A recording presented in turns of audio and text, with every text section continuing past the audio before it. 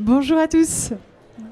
Ravi de vous retrouver et de retrouver Valérie et Maëlys pour discuter ensemble du pari de l'intelligence collective. Donc comment, en se mettant ensemble, on peut être plus fort sur ces sujets de transition énergétique. Donc très brièvement, Valérie Brissac qui travaille pour le Grand Défi et Maëlys Portman chez Engage qui vont pouvoir nous expliquer un peu ce qui s'est passé dans ce Grand Défi. Pour ceux qui ne connaissent pas, on va peut-être commencer par savoir de quoi il s'agit, qu'est-ce qui en est sorti, quel était ce collectif. Très bien, merci. Bonjour à tous. Donc effectivement, le Grand Défi est né en décembre 2020 d'une idée de conviction de la part de deux personnes très engagées, Virginie Resson-Victor, qui est présidente du GIEC Pays de Loire et prospectiviste, et Jérôme Cohen, qui est le président de Engage, et qui se sont dit que, un petit peu comme tout le monde, ça n'allait pas assez vite, la transition de l'économie, qu'il fallait faire quelque chose. Et donc, directement inspiré de la Convention citoyenne pour le climat, ils se sont dit qu'il fallait faire la même chose, mais avec des entreprises, sachant que c'est surtout les entreprises qui étaient au cœur du problème, mais aussi de la solution, et que cette mécanique un peu magique, en fait, de mettre des représentants de la société dans un processus, avait abouti à des idées assez pertinentes. Donc voilà, donc cette idée est née en décembre 2020 et on a commencé en fait par constituer tout un écosystème. Parce que une des convictions qui était au cœur du projet, c'était évidemment que le collectif allait être central et déterminant pour la qualité en fait de ce qu'on allait dire. Donc on a constitué d'abord un écosystème. Moi je les ai rejoints au tout début du projet parce que effectivement deux personnes citoyennes, contrairement à la convention citoyenne qui était lancée par le gouvernement, là c'était vraiment un projet citoyen à la base. Et donc il fallait trouver une légitimité par le collectif. Donc cet écosystème, on est allé voir un certain nombre de partenaires, dont la BPI qui nous a suivis et qui donc tous ces représentants finalement qui soutiennent la transition écologique, mais aussi on a des réseaux d'entreprises, on a des associations d'étudiants comme pour un réveil écologique qui sont venus en fait apporter une forme de caution à ce projet. On a plus de 80 partenaires et également des entreprises qui sont venues aussi financer ce projet, puisque comme je disais, projet qui dit projet citoyen, dit pas beaucoup d'argent au départ. Donc on a des grandes entreprises, mais aussi des plus petites qui sont venues dès le départ, qui ont cru au projet. Voilà, donc le principe, c'était de tirer au sort en fait des entreprises un peu comme vous pour représenter l'économie française. Donc on a travaillé sur les bases de l'INSEE, puisque l'idée était d'être assez robuste en fait dans notre légitimité, de ne pas être juste avec des gens ultra motivés, même s'ils avaient des idées pertinentes, mais c'était d'aller chercher des PME, des TPE, des ETI un peu partout en France. Donc on a travaillé avec un prestataire spécialisé qui nous a fait un échantillon de l'économie française, donc des entreprises de plus de 20 salariés. Donc sur 120 000 entreprises, on en a tiré au sort 18 000, mais qui avaient la même répartition que les 120 000 de l'économie française. Et on est allé les contacter en fait par courrier, par téléphone, pour essayer de les convaincre de participer à l'aventure. Et au final, on a une centaine d'entreprises de toute taille, de tout secteur, de toute géographie, qui sont dans ce collectif, avec des salariés, des dirigeants, mais aussi des représentants des actionnaires, afin d'avoir un peu toutes les couleurs de l'économie dans ce collectif. Donc une fois qu'on a tout le monde, comment ça se lance? Est-ce que c'est là que vous rencontrez Maëlys? Est-ce que c'est un peu plus tard? Non, mais c'est exactement à ce moment-là. En fait, on a commencé par quand même une consultation. Donc, avant cette phase délibérative avec tous les donc ces délégués, on les appelle les délégués, ces 100 entreprises. On a fait une grande consultation en ligne auprès d'acteurs de l'économie pour avoir un pouls assez large en fait sur ce qui freinait la transition, quelles étaient les solutions qu'ils suggéraient. Donc, on avait déjà un premier résultat collectif, et donc on a travaillé sur ce collectif. L'idée était, comme la Convention citoyenne, d'organiser 6 sessions de 2 jours avec des contenus, parce qu'évidemment il y a des gens qui n'étaient pas du tout formés aux questions de climat, de biodiversité, le rôle entre l'économie et voilà, tous ces dérèglements auxquels on fait face. Donc on a construit en fait un parcours un petit peu intellectuel, dont on les a équipés finalement de toutes les notions qui étaient essentielles pour comprendre en fait les enjeux. Et après on a fait appel donc à Engage, à toutes ces techniques d'intelligence collective pour créer en fait ce déclic et cette capacité en fait à proposer des solutions. Peut-être Maëlys, si tu veux nous expliquer un peu comment Engage est arrivé là-dedans. Alors, comment Engage est arrivé? Vous l'aurez compris, c'est le même cofondateur, donc c'est beaucoup plus facile pour l'engagement initial de l'organisation. Donc je vais plutôt m'appuyer sur le métier d'Engage et pourquoi on l'a mis au service de ce projet-là. Engage, on accompagne les organisations pour se permettre d'engager dans la transition écologique, donc environnementale et sociale. Et pour ça, on a 3 convictions qui se retrouvent complètement dans le grand défi. La première, c'est qu'on veut réconcilier le citoyen et puis le professionnel. Souvent, on a des convictions, on est engagé, on a des valeurs, on est attentif à ces sujets, mais pour arriver à les mettre en valeur et les révéler dans sa vie et dans son cadre de responsabilité professionnelle, c'est très compliqué. Donc ça, c'est notre première conviction, c'est de combattre ce frein et cette dichotomie entre citoyen et professionnel. La deuxième, c'est knowledge is power. C'est qu'en fait, en apportant le niveau de connaissance à des personnes et en les faisant travailler correctement ensemble, ils sont capables de trouver les solutions qui sont adaptées à la fois à l'enjeu, quand bien même il est énorme, et à leur contexte et leur zone de responsabilité et mise en action. Ça, c'est le deuxième niveau. Et le troisième, j'ai déjà commencé à en parler, c'est la notion participative. On ne crée que des parcours et des outils d'engagement collectifs pour s'engager sur ces sujets, que ce soit avec des entreprises, des territoires, des organisations, des citoyens. Et donc en fait, le projet du Grand Défi, par essence, était à la fois très lié à la conviction que cette transition ne se fera pas sans un engagement des entreprises, très lié à la conviction que ça ne passera que par du participatif. Et je crois que Valérie viendra sur l'intention du Grand Défi, c'est un point très important. Et qu'en fait, si on l'anime pas correctement, ça ne fonctionne pas. Et donc là, c'est là qu'intervient notre métier et notre savoir-faire. Alors effectivement, au début, comment ça s'est construit ce parcours et donc l'intention dont parlait Maëlys, c'était quoi et comment on a embarqué un peu tout le monde, parce que c'est un énorme sujet, pas du tout évident de tous se retrouver autour de la table, et qu'est-ce qu'on fait ? Alors déjà, la bonne nouvelle, c'est que Virginie et Jérôme avaient déjà un très grand réseau en fait d'experts. Ils connaissaient un peu tous les sachants, toutes les personnes qui avaient un point de vue assez affûté et moderne finalement sur la problématique. Et tout l'enjeu, c'était d'arriver à faire comprendre comment en fait, l'économie joue un rôle majeur. Donc on a eu les premières sessions, c'était vraiment beaucoup de contenu, et petit à petit on a mis de plus en plus d'ateliers en fait, de travail où ils ont pu, les délégués finalement, piocher dans toute cette matière-là pour changer. En fait, ce qui était assez fort, c'est que finalement nous on a fait une démarche un peu en fait, intellectuelle, théorique finalement, en disant bah voilà, il faut qu'il soit hyper bon sur le climat, la biodiversité, qui rencontre des docteurs en économie, des professeurs d'université, et aussi qui rencontre, parce qu'en fait on a fait ces sessions à chaque fois dans des régions différentes où on prenait aussi le pouls des territoires. Ça c'était aussi très fort. On voyait aussi des témoins d'entreprises qui s'étaient transformées localement, mais aussi des élus, notamment en région Occitanie, qui a fait donc un pacte vert qui est vraiment très très en avance, ou même la ville de Grenoble. Et donc à chaque fois en fait il y a une maturation qui s'est faite chez les délégués, et on a bien vu finalement qu'entre la première session, c'était juin-juillet, où on les a bien chargés, fresques du climat, de la biodive, ils en avaient vraiment plein, et puis l'été est passé. Et là en fait on s'est dit qu'est-ce qui va se passer après l'été qu'on a eu, que vous avez tous connu. Est-ce que finalement les délégués vont se dire c'est foutu, ou au contraire il faut qu'on ait un niveau d'ambition hyper radical, et je crois que ce qui est quand même central dans le processus, c'est que nous on avait vraiment une éthique intellectuelle très forte qui était de respecter la parole des délégués. S'ils voulaient faire quelque chose d'ultra radical, c'était leur responsabilité. S'ils voulaient juste dire bah nous on est des entrepreneurs mais on veut quand même pas aller trop loin parce qu'on représente l'économie française, on n'est pas non plus des activistes extrémistes, c'était leur liberté. Et en fait ils ont vraiment complètement pris un tournant très ambitieux, je dirais pas radical mais ambitieux, à la rentrée en septembre, et là ils sont vraiment restés en fait sur cette ligne, et donc c'était beau parce que voilà, il y avait cette prise de conscience qui avait été prise, mais tout en étant ultra responsable. Voilà. Donc il y a eu ce déclic en fait entre la sensibilisation et puis cet été où beaucoup de choses se sont passées, et donc ça a un peu cristallisé, précipité. Est-ce qu'ensuite, pour construire des solutions, parce que le grand défi c'était pas juste de réaliser, c'était aussi de se dire comment on agit, c'est là que peut-être avec des techniques d'engage, vous avez pu continuer à avancer. Ouais, il y a eu du coup toute la construction de cette étape de délibération de ces 6 sessions qui a été construite. Avec quelques facteurs clés. Il fallait réaliser les 2 premières sessions, c'était apporter le niveau de connaissance. Donc c'était s'assurer que tout le monde soit au même niveau de connaissance du constat, de l'enjeu, du besoin, inspiré avec des exemples d'entrepreneurs, d'entreprises, de docteurs qui travaillent en économie, qui travaillent sur ces sujets.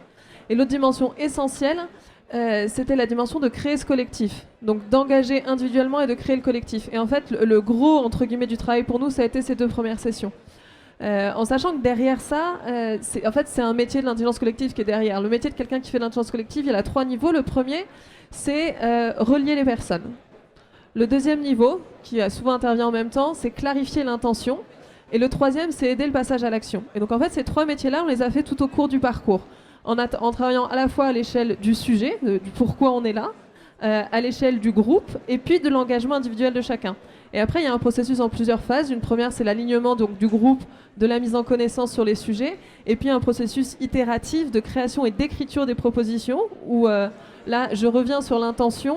Nous n'avons pas pris les stylos, c'est eux qui ont écrit, c'est eux qui ont travaillé, avec voilà, tout un processus d'étapes, d'itération, de travail en sous-groupe, de délégation, entre eux aussi de pouvoir et d'autorité. Donc, ils se sont organisés à certains moments quand il y avait des travaux d'écriture en binôme, et le binôme était responsable pour l'ensemble des 100 délégués, et ça c'était très clair, c'était très justifié, extrêmement transparent.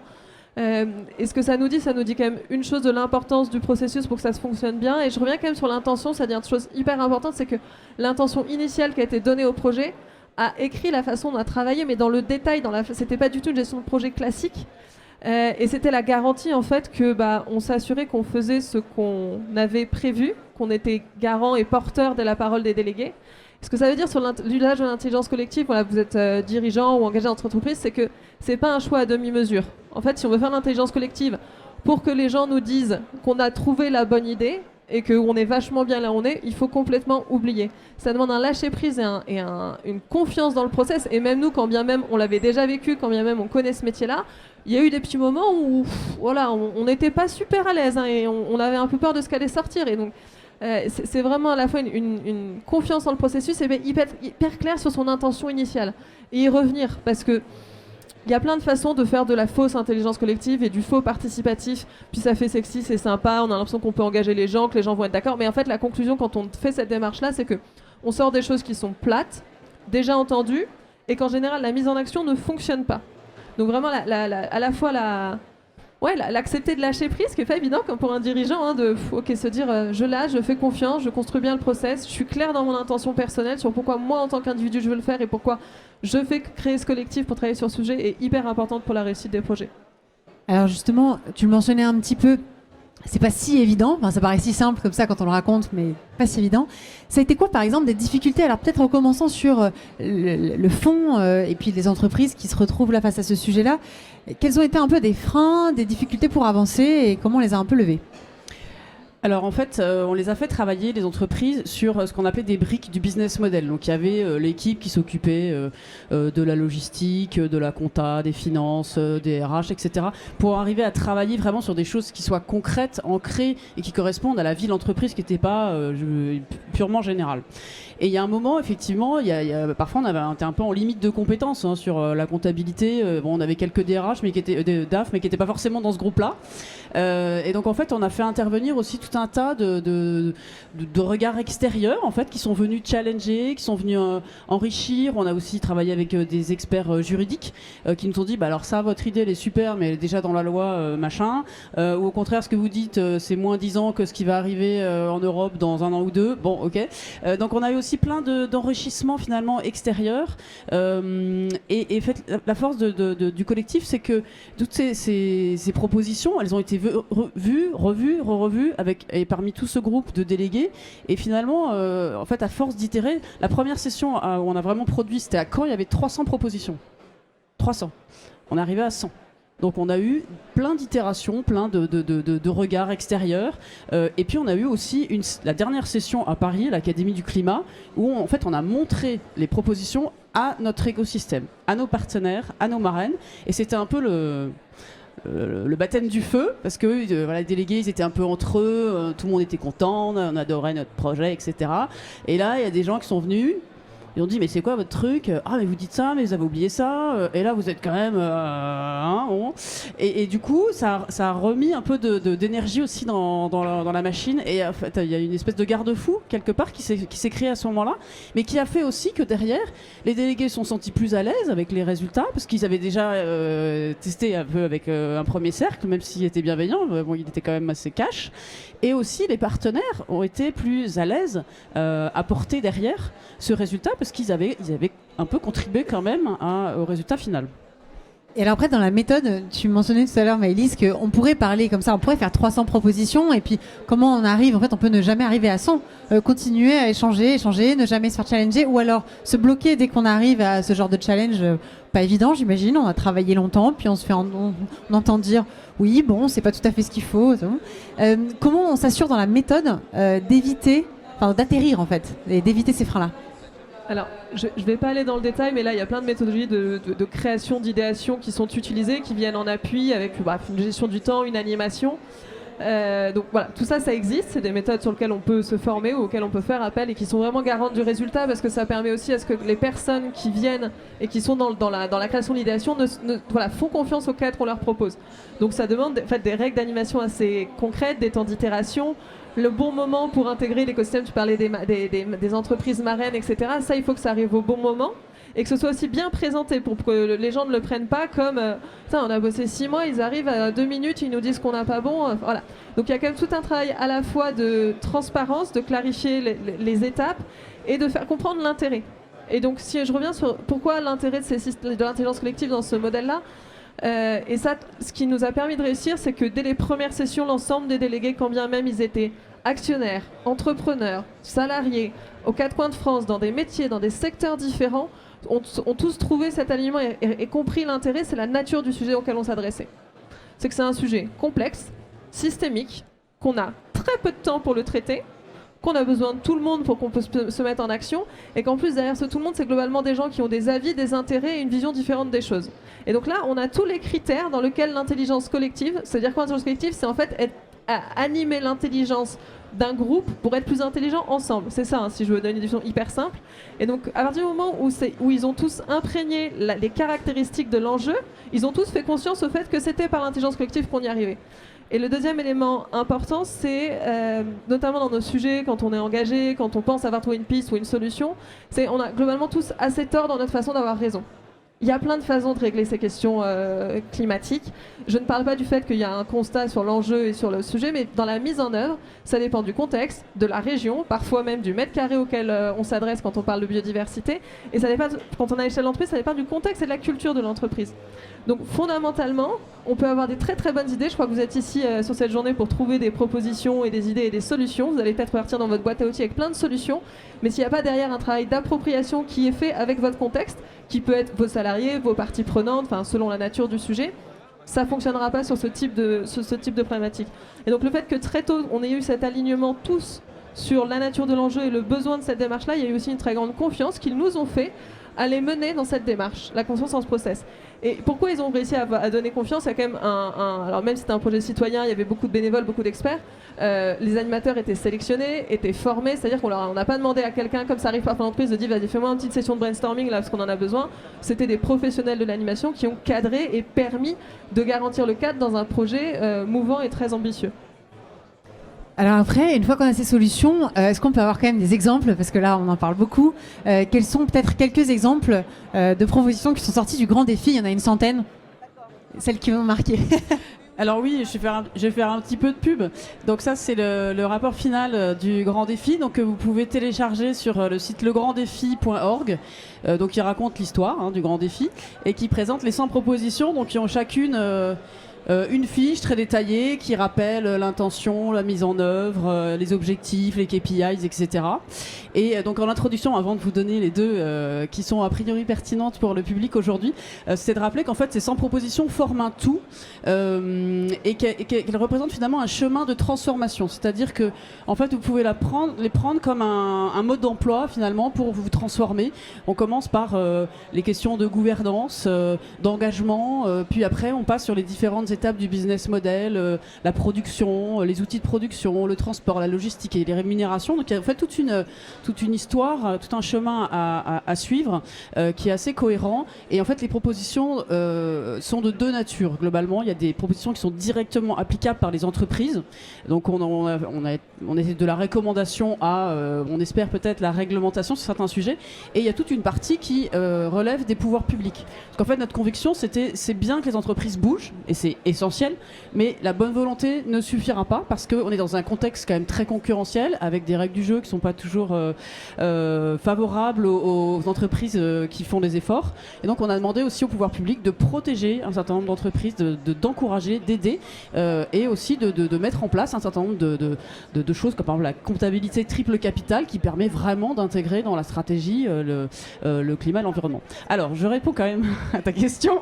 Donc sur les deux propositions qui je pense sont intéressantes pour vous aujourd'hui, on a recommandé en fait la formation des administrateurs au climat, à la biodiversité, et une formation certifiante qu'on espère obligatoire pour au moins que dans les conseils d'administration il y ait des sachants, des gens qui prennent des décisions stratégiques en connaissance de cause. Donc c'est vraiment au niveau du conseil d'administration qui est cet éclairage, que les décisions soient prises en connaissance de cause. Donc ça c'est une première proposition que j'avais envie de partager ce matin, et une deuxième qui est d'aider en fait les TPE PME à réaliser des ACV, donc des analyses de cycle de vie, donc il y a des aides de l'ADEME, des accompagnements de la BPI, mais vraiment à grande échelle parce qu'on pense que c'est vraiment un outil qui est absolument clé, central et une des premières étapes à faire. Voilà, donc c'est deux propositions que l'on a mis en avant ce matin.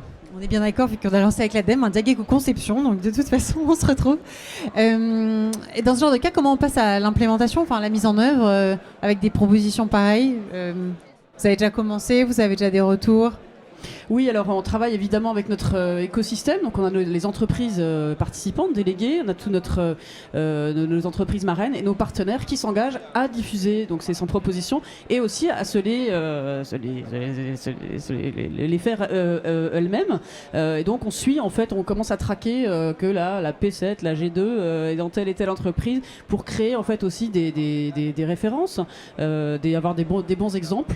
Et puis il y a aussi tout l'aspect plus de lobbying d'intérêt général auprès d'acteurs, des fédérations, des politiques, pour que, espérons-le, ils intègrent donc ces propositions dans leur feuille de route pour accélérer la transition. Voilà.